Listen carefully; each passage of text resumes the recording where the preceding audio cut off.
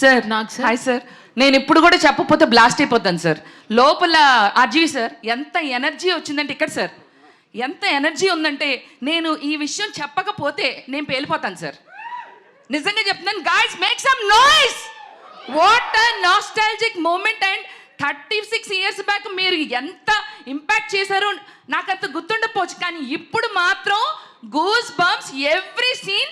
నేను చెప్పా చిన్నా గారు చని ఈ పాట మిస్ అయింది, ఇప్పుడు మీరు చెప్తుంటే నాకు క్లారిటీ వచ్చింది. ఓ మమ్మల్ని కొంచెం అంటే ఇప్పుడు వాళ్ళకి కూడా కొంచెం ఎంటర్టైనింగ్ ఉండాలని కొన్ని సీన్లు మీరు కట్ చేశారు, బట్ అవి కూడా మాకు గుర్తున్నాయి సార్. నిజంగా చెప్తున్నా 36 ఇయర్స్ బ్యాక్ నానాజీ 2 లారీల జనాల్ని తీసుకొచ్చి శివ ఆడి మనుషులు వేసాయి. శివ శివ శివ ఎవడి శివ అడిమన్న దేవుడా సార్? నిజంగా చెప్తున్నా ఇది అన్యాయం సార్. అండ్ మీరు ఇంకొక మాట అన్నారు, ఇంకొక శివ ఉండరు సార్ మాకు తెలుగు ఇండస్ట్రీలో. శివ అంటే మా నాగ్ సారే. అండ్ ఇంకొకటి సార్, ఇంకొకటి ఇది మాత్రం క్వశ్చన్, నాగార్జున గారిని చూస్తే మన్మధుడు మా తెలుగు రాష్ట్రాలకి. ఇంత హ్యాండ్సమ్, ఇంత అంటే ఇంత ఇలా ఉండే మా నాగ్ సార్ని ఇన్ని ఫైట్లు ఆయన శివాలో పెట్టాలని మీకు ఎలా వచ్చింది సార్? అంటే ఆయన చూస్తే ఇంత రొమాంటిక్ హీరోగా ఉంటారు కదా, నిజమే కాదండి? అవునా కాదా?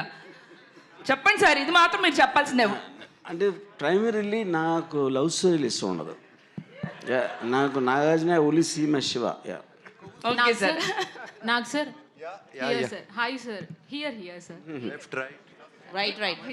This is Rani sir. Hi Rani sir, first నుంచి కూడా అంటే మా ఫాదర్ వాళ్ళు కానీ వీళ్ళు కానీ చెప్పడం శివ మూవీ గురించి, కానీ ఇంట్లో టీవీలో చూడడం ఓకే, బట్ ఫస్ట్ టైం థియేట్రికల్గా ఎక్స్పీరియన్స్ చేసినప్పుడు సో నిజంగా చాలా మంచిగా అనిపించింది సార్. నాగ్ సార్ని ఎప్పుడు మేము మన్మధుడిగానే చూస్తాము మాకు తెలిసినప్పటి నుంచి, బట్ ఆ లుక్స్ ఫెంటాస్టిక్ సార్.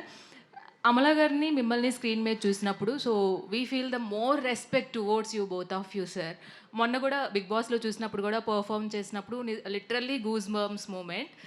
ఇప్పుడు అంటే మీరు ఈ సినిమాలో అమలా గారితో కలిసి యాక్ట్ చేసినప్పుడు what are the some moments, ఏమైనా కొన్ని మూమెంట్స్ మెమరీస్గా మిగిలిపోయినవి ఉంటాయి కదా, సో కొన్ని ఏమైనా షేర్ చేసుకుంటాం. How can I tell you, మీకు ఎలా చెప్తాను? శివాతో కోయిన్సిడెంట్ అంటే ఆ మూవీ చేస్తున్న టైంలో ఉన్న మూమెంట్స్. ఐ రియలీ పర్టికులర్గా చెప్పలేము. It was like friends, all of us friends enjoying every bit of it. I really can't tell you.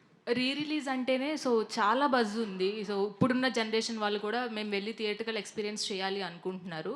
So ఈ రీ రిలీజ్ కాకుండా మళ్ళీ శివాని మళ్ళీ రీమేక్ చేస్తే ఒకవేళ మీరు యాక్సెప్ట్ చేస్తారా సార్? ఏదర్ నాగ చైతన్య గారు కానీ అఖిల్ కానీ టేక్ ఓవర్ చేస్తే మీరు యాక్సెప్ట్ చేస్తారా?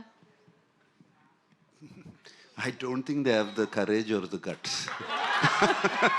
ఆర్జీవి గుడ్ ఈవినింగ్ గారు. ఆర్జీవి సార్, ఆర్జీవి గారు సార్ ఒక నిమిషం సార్. శివ లాంటి బ్లాక్ బస్టర్ హిట్ ఇచ్చిన ఆర్జీవి, సో ఎక్కడో మేము అలాంటి ఆర్జీవిని మిస్ అవుతున్నామనే ఫీలింగ్ ఇప్పటికీ ఉంది సార్. సో ఎప్పుడు ఎక్స్పెక్ట్ చేస్తాం అలాంటి బ్లాక్ బస్టర్స్ ఆర్జీవి నుంచి? అది వచ్చినప్పుడు.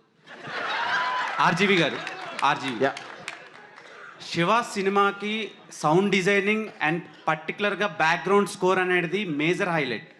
ఇళయరాజా గారివి అప్పటి వరకు వచ్చిన సినిమాలు ఒకలా ఉంటే ఈ సినిమాకి పర్టికులర్గా sound effects and sound mixing, పర్టికులర్గా మీరు ఫైట్ సీన్స్లో కొట్టే షాట్స్కి వచ్చే సౌండ్ ఎఫెక్ట్స్కి చాలా ఎప్రిషియేషన్ వచ్చింది.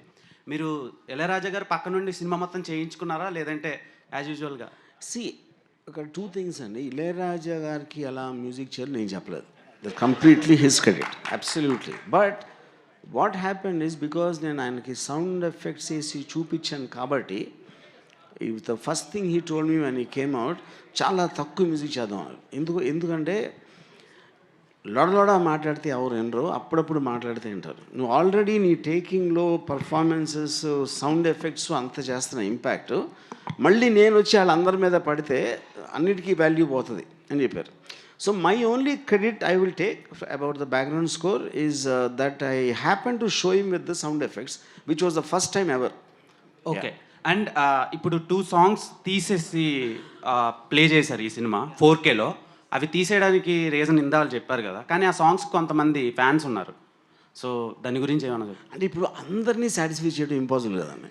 ఓకే. అది అండ్ మీరు దేవుడిని జస్ట్ ఫెల్ట్ అంటే ఇప్పుడు సాంగ్స్ మెమరీలో ఉండటానికి ఇప్పుడు ఇన్ని సినిమాలు చూసి ఈ టైంలో ఆ టేకింగ్ స్టైల్ కానీ ఆ కొరియోగ్రఫీ అండ్ సిచ్యువేషన్లో రావడం అండ్ ఎస్పెషలీ సౌండ్తో ఎంత ఎన్హాన్స్ అయ్యాక స్లో డౌన్ చేస్తాయని నాకు ఇద్దరికి అనిపించింది. రీజన్ అప్పుడు actually to answer also Ramu, they was one of the only formulas we followed. సినిమాలో 5 పాటలన్నా మినిమం ఉండాలి అని అప్పుడు చాలా ఒక ఐఎస్ఐ మార్క్ లాగా ఉండేది. And kiss me wrong number అనేది కూడా we didn't want to do shoot, but అది ఒక స్ట్రాంగ్ బిలీఫ్ ఇన్ పీపుల్ అందుకుని ఉన్నాయి. అండ్ సో దట్స్ వై ఇప్పుడు మాకు ఛాన్స్ దొరికింది, తీసాము. And but the songs are attached after the end of the film. Who are fans of the song can watch. Okay.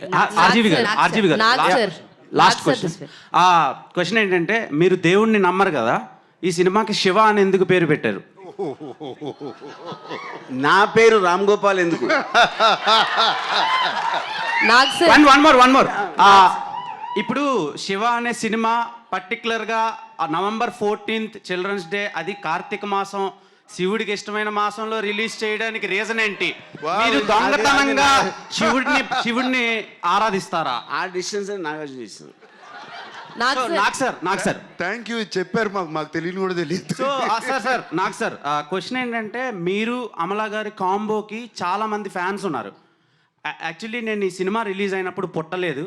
ఇలా Shiva movie రిలీజ్కి వెళ్తున్నానంటే మా mother మీ ఇద్దరు కాంబినేషన్ సీన్స్ గురించి చెప్పి మరీ నన్ను చాలా బాగుంటాయి, మేము ఆ రోజుల్లో మల్టిపుల్ టైమ్స్ చూసేవాళ్ళం అని చెప్పారు. సో మీ ఇద్దరిని మళ్ళా ఆన్ స్క్రీన్లో చూసే ఛాన్సెస్ ఉన్నాయా? ఐఎమ్ ఆల్సో విషింగ్, నేను కూడా I'm also wishing for a chance. Okay. RGV గారు లాస్ట్ సిండికేట్ అని ఒక సినిమా మీద వస్తుంది సార్, చాలా బయట బజ్ ఉంది. అది దాంతోనైనా హిట్ కొడతారా శివ రేంజ్ లో? అది చెప్పాను, వచ్చినప్పుడు వస్తుంది. అది let's talk about Shiva. Hi sir, myself Hemamalini here. First of all, అసలు మేము చూసిన తర్వాత రిలీజ్ చూసాక నేనైతే విజిల్స్ వేసాను చాలా చోట్ల, పేపర్స్ లేవని టిష్యూ పేపర్స్ చింపి మరి వేసాను.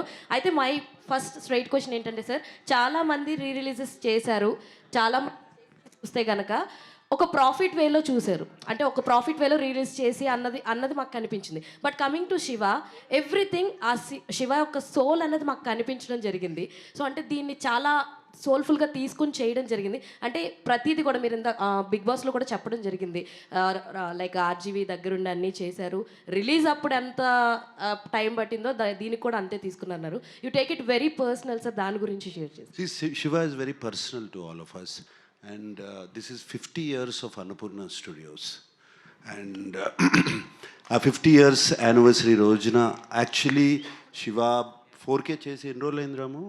4K ఒక 10 years back we got it converted into 4K, and maybe not Dolby Atmos, we could have released it, and but special occasion we wanted 50 years of Annapurna Studios, and it was perfect for us.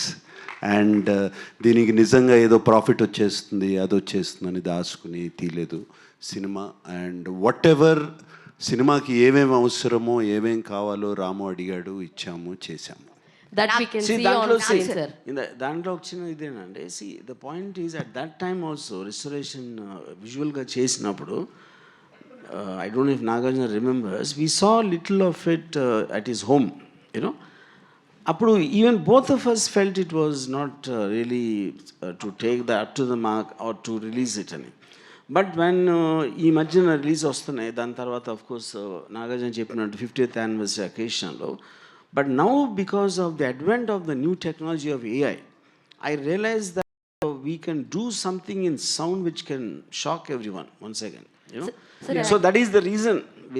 అప్పుడు నాగార్జున ఒరిజినల్గా మేము cinema చేసినప్పుడు 1989లో, ఆ టైంలో కూడా సౌండ్కి ఎవరు importance ఇచ్చేవారు కదా అసలు. అప్పుడు నేను కొత్త డైరెక్టర్ అయి ఉండి, Nagarjuna gave me all the freedom and the money and the time and what ever to do it. Exactly the same thing ఈ రిపీటెడ్ నౌ after 35 years.